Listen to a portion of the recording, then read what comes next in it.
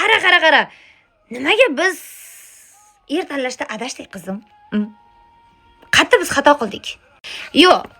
Yoshligimizda bizga qanaqa bolalar gapirmadi?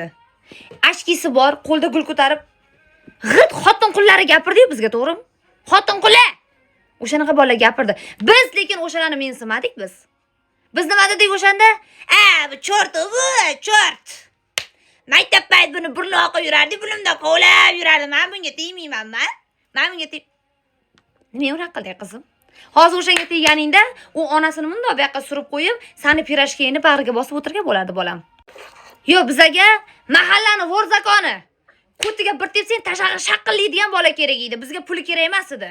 Bizga ismini aytib, "Qodirali" deganda, "Voy" degan obro' e'tiborli, ko'tiga tepsang 100 so'mi yo'q yigit kerak edi. Biz o'shani tanladik. To'ydan keyin nima bo'ldi? Yo, biz kimni tanladik?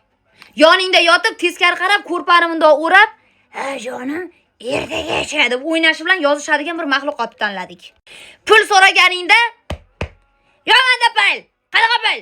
Bor oyjoyini so'rab ketsa, iloji bo'lsa menga bitta mashina olib bersin deydigan bir ko't kezalikni tanladik. Iflos!